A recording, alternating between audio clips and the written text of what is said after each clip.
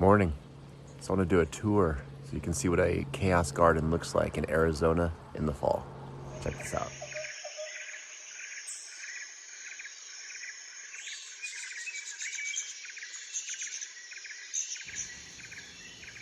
All right, starting off, here's my ruby red grapefruit tree.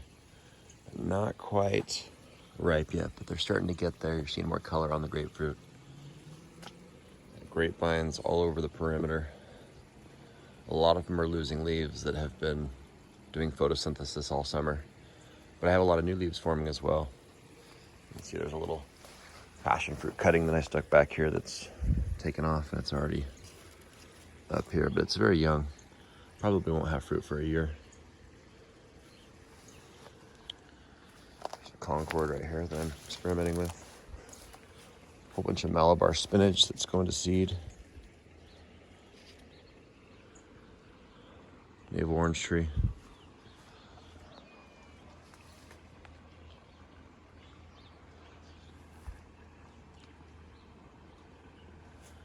So I've been putting sweet potato cuttings as I've been harvesting sweet potatoes. I've been putting some of the slips, cuttings of the vines just randomly in the soil, and you'll see them kind of popping up. There's one there, and there's one here.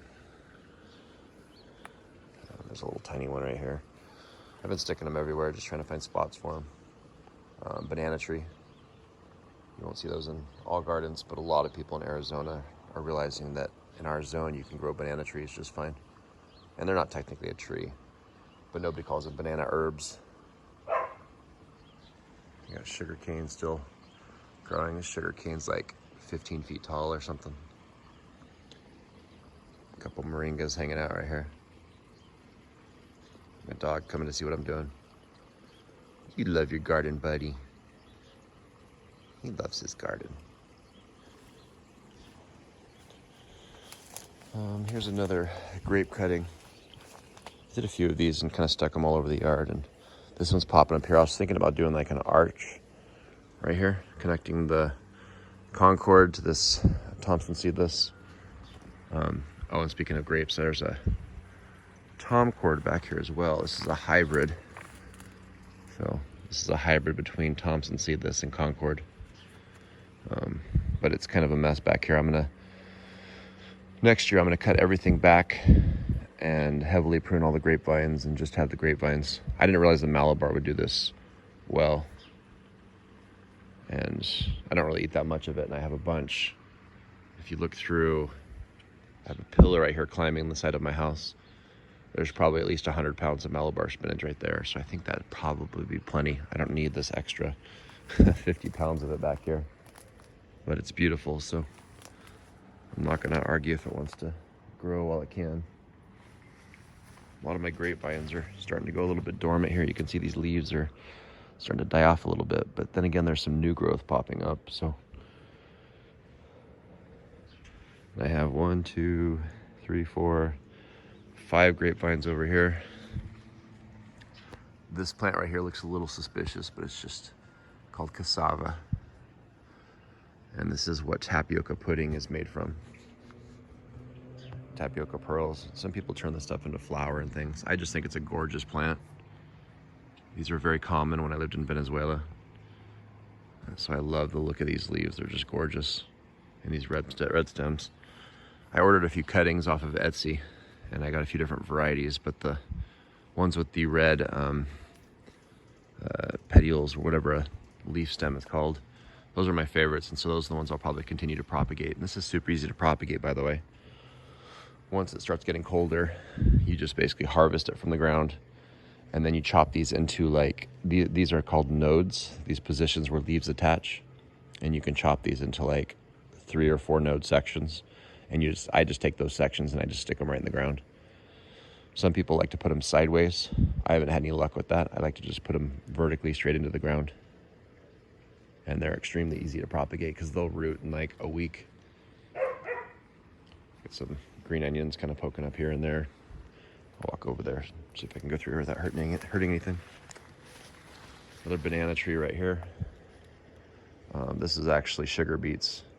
I do what's called chaos gardening, and I've shown this in other videos where I just take seeds. I'll buy seeds by the pound, and I'll just take a few handfuls of seeds, kind of mix them together, and just start tossing seeds all over the yard, and just let natural selection decide what's going to start growing. Oh, something interesting here, if you're familiar with moringa. This moringa is about to start fruiting. It'll have these bean-looking pods that come down. And from what I've learned, moringa is not technically a legume, but it has a lot of characteristics that you might expect from a legume. But I've heard that it does not house rhizobia in its roots, and so it doesn't fix nitrogen.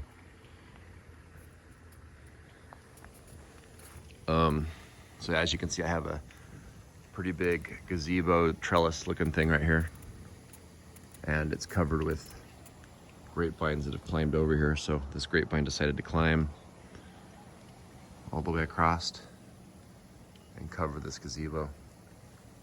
And I have a second phase of fruit right here. The berries are pretty small, which is typical for your second phase, especially if you don't prune it back after the first. But the summer is so long in Arizona that you get about 10 months of growth on grapevines, and so they'll do incredible amounts of growth. But these, even though they're tiny, they taste amazing. These are extremely sweet right now. And you can tell because, like, these are, for example, Thompson seedless, and they'll start turning a little yellowish from their typical green when they're ready to go. Oh, and I'll show the growth on these. So if you look down here with me, so that, I mean, you can't really tell how thick that stem is, but that stem's about 5 inches thick, which is like a tree trunk, and these things are only 3 years old.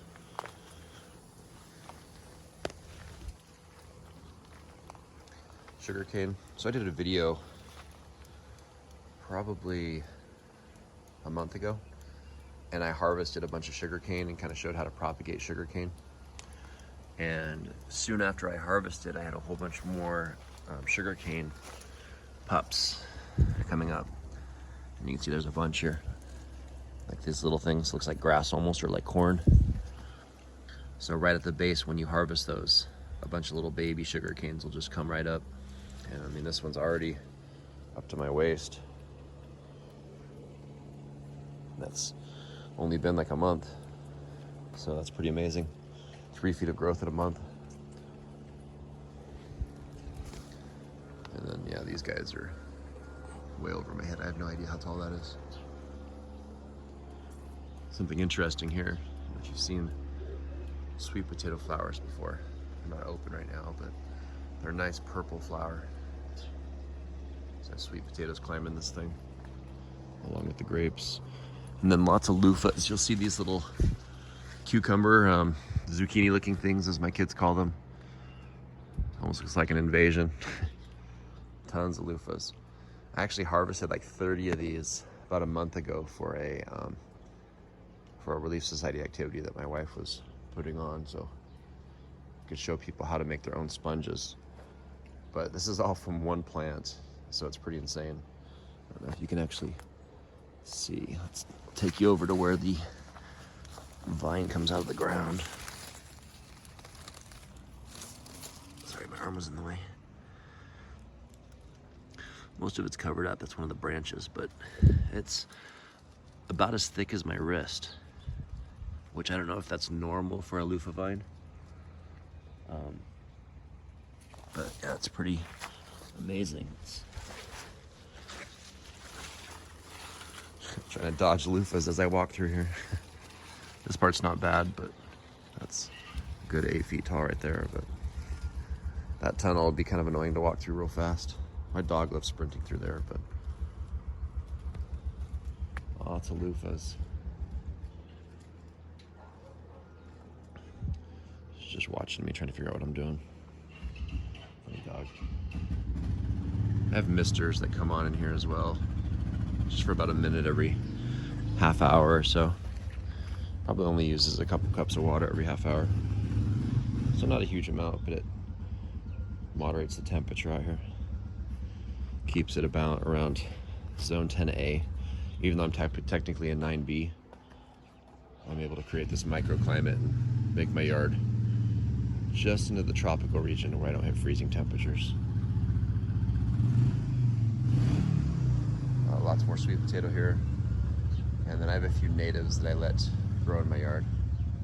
Like this is some kind of native lettuce. You can see by those, these, I don't know what to call them, seeds. Almost like,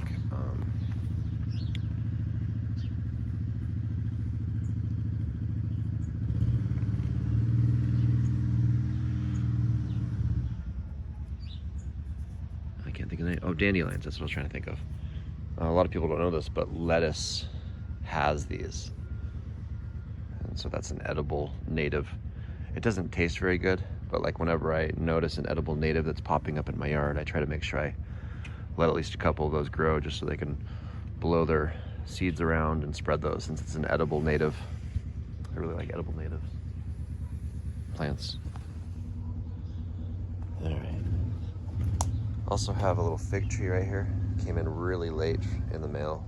I ordered it from Starks like 6 months ago and it just barely came last month. So a little annoyed about that because I guess it came in September, so I guess that was almost 2 months ago. But anyway, it's pretty late, and so I'm hoping it can get decent roots until before winter, even though I don't get freezing temperatures. And if I do get freezing temperatures, it'll probably only be for like a day or two in like the mid-January. Usually you're going to want your plants to be pretty deeply rooted before they deal with colder temperatures, because the growing is going to basically stop. So I've noticed that sometimes rotting and things like that occurs in winter if you're not heavily rooted. Here's another cassava. This thing's like ridiculously tall. And this is what I was talking about with the pillars. So I have these 2 pillars in the front of my, or in the back of my house, where I've put up a little segment of mesh. It's kind of like cattle panel, but cattle panels are actually overpriced. So if you're trying to maximize the amount of trellis for your dollar, it's actually a little bit more effective to buy the 100-foot lengths of cattle mesh. And that's what I kind of took a chunk of and just stuck it up here just so it would have something to hold on to.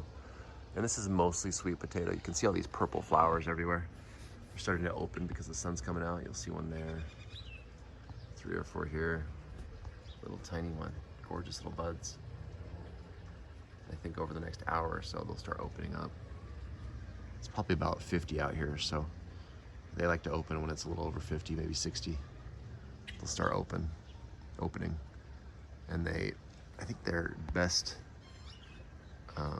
shape is probably when it's about 90, and when it gets warmer than that, they start closing back up. I also put a passion fruit cutting in the soil here at the base of this sweet potato, so it's kind of fighting a little bit for real estate with the sweet potato. I was just kind of curious if it would take over, and it's finally starting to grow like crazy, which surprised me. I was thinking it would do that in the summer, but it wasn't until I would say early October that it really started exploding with growth. And then over the last month, it's grown like another 2 feet. So I just had no idea that a tropical plant would grow that fast during the fall. That seems kind of strange, but I'm not going to complain. It's almost to this point where it's up on top of there. And I think once it has some growth up on top of there, it's going to grow like crazy, because then it'll get sun for an extra hour or two. Because as you can see right here, early morning, this area right here is going to be in the shade in about 2 hours. So it's probably only getting, I would say, 3 hours tops of sun a day in this spot right here. And then up there, it'll probably get, 4 or 5 hours, just because this is a north-facing wall. But especially in winter, when the sun's angle is more extreme, there's going to be a little bit more shade. But midsummer, the sun will be almost perfectly overhead, because Arizona's at the subsolar point. All right, here's the other pillar. So this other pillar has a whole bunch of Malabar spinach. You'll notice that these are what the flowers look like. Whoops, I just broke some off. No harm though. Tons of berries here. So these are what the immature berries look like. They're nice and green. And then once they are mature and fertile, they're black like this. And they're actually very intense dye, a very intense organic dye that you can use on food if you want. It kind of has a savory flavor. They kind of remind me a little bit of, I don't know what to compare them to. Almost like cherry tomatoes that are overly ripe, mixed with Might be black pepper, like a hint of black pepper. It's kind of hard to explain. But yeah, they're a decent flavor. I'm not gonna go out of my way to eat Malabar berries by any stretch of the imagination, but if you wanted to, you could definitely eat them. I just think it's a gorgeous plant. And I found that this plant in Arizona does the best on a north-facing wall, so that you get maybe a couple hours of direct, but still get a significant amount of light. Ooh, just noticed something. A little assassin bug right here. You can see that. These things are amazing. So anytime a bug lands near them, and they fly as well, but they're very aggressive. Excellent at keeping down bugs though. Anyway, that's what Malabar spinach looks like. It's an interesting plant to eat, I'll tell you that. It's not my favorite, but I definitely enjoy it, eating it every once in a while. Right behind me, I have this tunnel trellis, more sugarcane. I had a passion fruit flower here a few days ago, but I think it's already done. I don't know if it's gonna turn into fruit or not. You can see what's left of it right here. It was gorgeous just a few days ago. So I'm hoping it develops into something. But like I said, it's November, so it's gonna be getting a little bit colder here, and I think most of these subtropical / tropical plants are gonna slow down in their growth heavily once it drops below 50. So we'll see if that's able to develop. Shangri-La mulberry. Haven't got any fruit on this because it was just a cutting, 4 months ago or something. And I've already pruned it a little bit just on the tips, just to try to make sure it's gonna have a decent size before it gets berries. Right next to that, another banana tree, and another banana tree over there in the distance.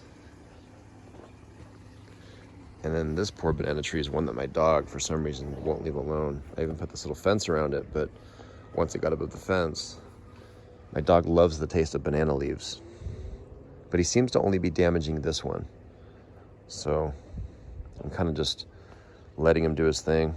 I was thinking about covering it up more, but I was worried if I did that, then he might start nibbling on these other ones. So I'm hoping that once it gets a little taller, he'll not do that anymore. And I still scold him and stuff, but I think sometimes when I'm gone or I don't take him on a walk or something, he does stuff like that and nibbles on it. And he loves all the ground covers too. I have a lot of clover and things like that he loves nibbling on as well. It's kind of a weird dog. I've never seen a dog eat so many plants. So this is a, my mind's going blank, Harry Potter wand. Elderberry. This is an elderberry plant, and I just planted this. Again, I ordered this one also from Starks. Came in probably a couple months ago. Yeah, I think that came in September. But it's actually put out a lot of growth. It was actually just like, I would say a little bit more than half this size. It's put out a lot of new growth. And you can even see right here, this is like fresh green growth. So it's putting forth some growth. And I've completely encased this one in mesh. I'm worried my dog will devour it. I don't know how it tastes to dogs, but I don't want him to chew it up. I'm not actually sure if this one is bad for dogs. I believe some of the foliage may have mild toxicity. So I was trying to keep this one encased until it's tall enough where I can prune the lower leaves just in case. So I have time to do more research on it.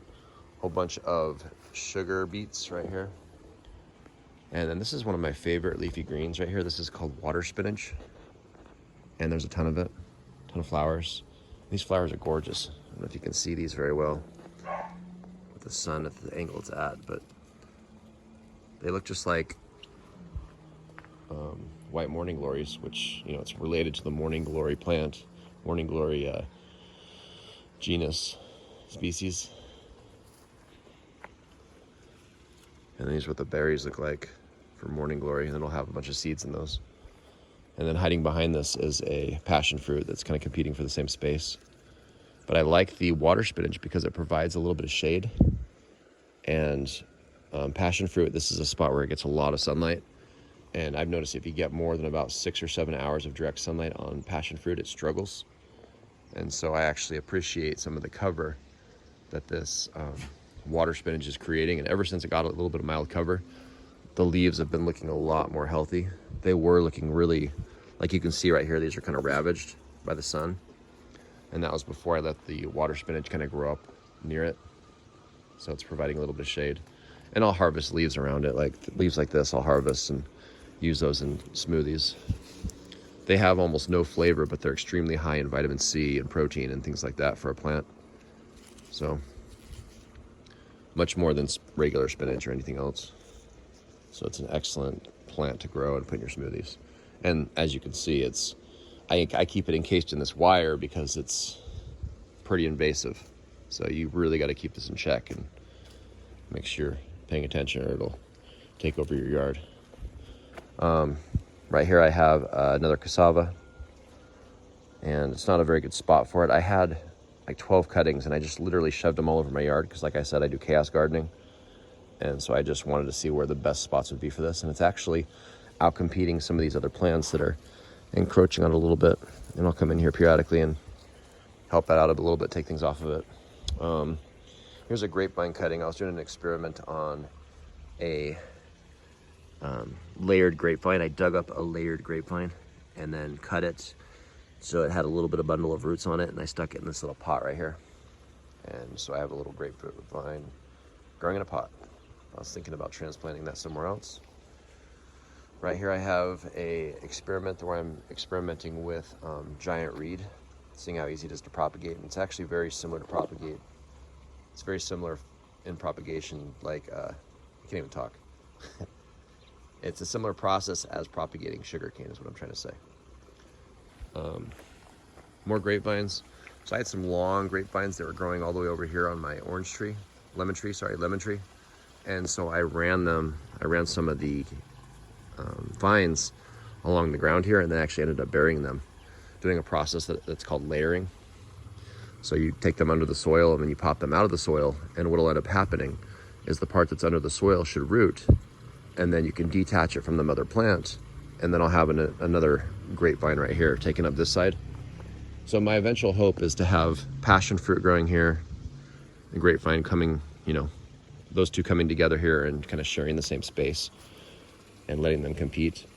Oh wow. So if you look here, I just noticed this. I have a bunch of mushrooms coming up. This is kind of cool. So this is my wood chip pile. I had a friend that got a whole bunch of wood chips, and he gave me a bunch too. And you can see there's a bunch of mushrooms coming up. I don't think any of these I'm not gonna eat them. I think these are toadstools actually, I'm not even sure. But anyway, this process is amazing because these fruiting bodies are gonna drop spores and they'll create a mycelium network, and that fungus will help to decompose the nutrients in these wood chips, and then they'll diffuse into the yard. And then obviously add organic material and other micronutrients and things. And also I can take from this pile, and I like to put different amounts of wood chips beneath different plants to preserve moisture and also add nutrients and things like that. Oh, another fig tree. This one's not doing too well. I think it's because I had a whole bunch of sweet potato plants around the base of it. And for some reason, it wasn't obvious to me at the time that obviously the sweet potato plants are going to put forth massive tubers. And then those massive tubers are going to end up taking a lot of the real estate for the roots. And so I finally actually just harvested them a couple months ago. And now the plant is finally doing amazing because it's not sharing its root space with a whole bunch of sweet potatoes. So that was a huge fail on my part. I just wasn't thinking about what I was doing. So now it's finally picking up. The poor plant was struggling trying to compete with sweet potatoes. These are actually doing amazingly well. So I took a few cuttings of my wonderful pomegranate in the front yard, and this is really cool. If you can look really close here, there's a assassin bug right here. And I believe he's eating these flies. For some reason, flies like to land on pomegranate leaves. I don't really know what the draw is. Maybe there's a smell to them or something. But I notice when it's cold, they'll just chill out on these leaves and wait for the sun to come hit them. And then once they warm up, they fly and zip around like a normal bug would, but I think their metabolism slows down such that they can't really fly. And I think this assassin bug is totally taking advantage. And if you look really close, you can see that he's sucking on some kind of a gnat. There's a gnat just stuck to his proboscis right there. I don't want to scare him and disturb him. But if you look really close, that little straw thing poking out of his mouth, He's eating that gnat. He's just sucking the juices out of it. But anyway, that's a pomegranate that's apparently doing well in this spot. And I'll actually do this. So I'll take a mass amount of cuttings. I'll take like 20 cuttings of a plant, and I'll just stick them in random places in my yard to experiment on what types of microclimates different plants prefer. Same thing with my banana trees. I cloned a bunch of these banana trees, stuck them all over my yard. There's a few I had over here. I had one there, one there, one there, one there, and then these ones here. And a lot of the ones died. There's only one back here still, but the one that I had over here and over here died, partly because they're competing for real estate and they couldn't compete. But this one's doing really well and that one's doing really well. And I think this one's doing the best because it's getting just the right amount of sun. It looks like banana trees, the solar intensity is so strong in Arizona that they don't really need more than about 4 hours of Arizona intensity sunlight.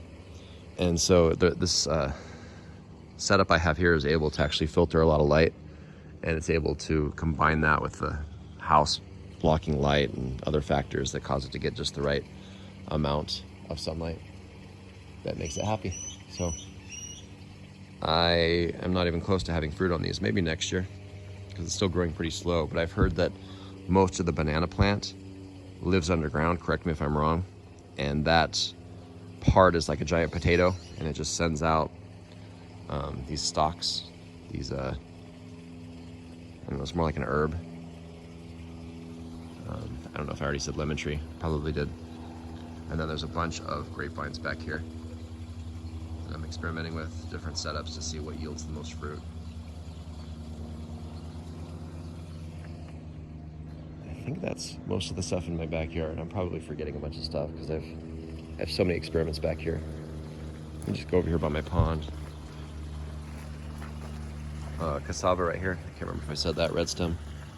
And this thing's pretty huge. And it actually looks like it's starting to flower. It's a little flower stalk right here. I'll have to do research and see if that's a bad thing. But I would like to experiment with breeding these things, see if I can come up with my own custom cassava. I would like to experiment with one that's a little bit more hardy, because I've heard these take some damage in the winter. And that'd be fun to get one that's perfectly adapted for Arizona weather. And then, you know, propagate and breed it out, give it to people. So here's my pond setup.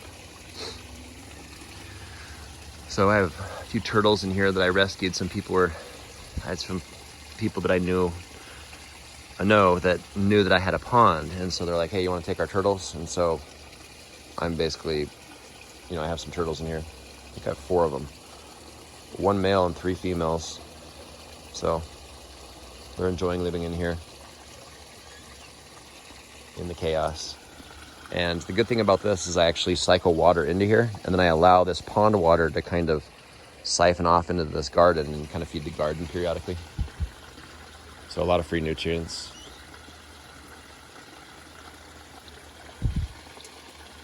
You can kind of see a little waterfall right here. That's my biofilter. You'll notice it's like an ugly black tote.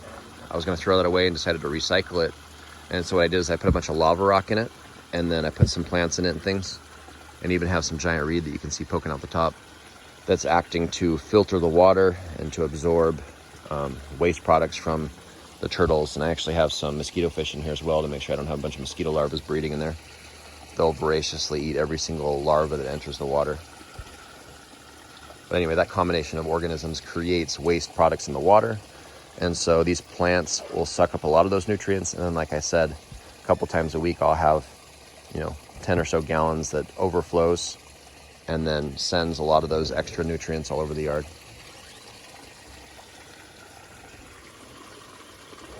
That's a lantana. A lot of really pretty flowers on this lantana too. Gorgeous reds. Grapevines are kind of getting a little overgrown. It's amazing they did this in 1 year. I mean, these stems are like 1.5 inches wide. And that's just 1 year. This is the first year cane. This was a cutting. And this cutting's looks like it's about 2.5 inches on the base. That's amazing to me that a grapevine can grow that much in 1 year. But I guess when you have a 10 to 11 month growing season, you can get a lot of growth done. Bunch of rosemary. It smells amazing. Just walking past it, like it brushes against my leg and I'll be walking around and I just reek of rosemary. I don't mind it, but it's a very strong smell. Yeah, I think that's most of it. This video is probably going to be extremely long, so if you watched it, you're amazing. But yeah, this is what it looks like when you make a garden in the middle of the Arizona desert.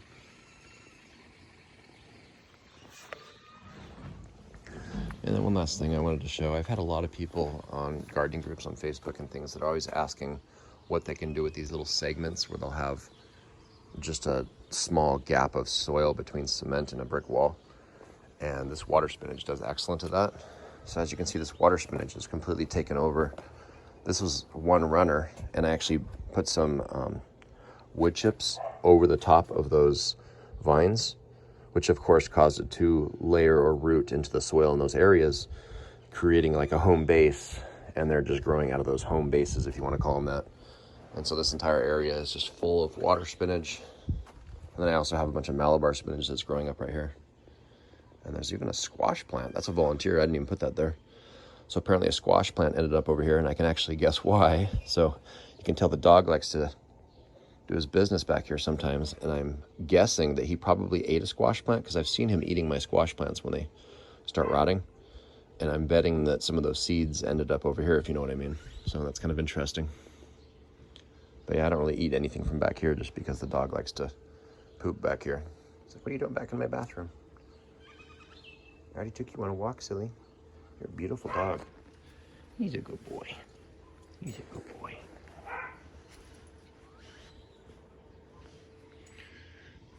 All right, so anyway, that's an easy thing that you can do in the shade.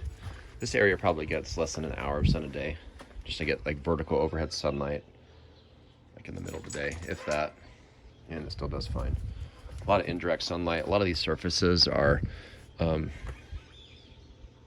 semi-reflective. I mean, it's obviously cinder block, but I think a good amount of light is able to filter down enough that these plants are able to survive.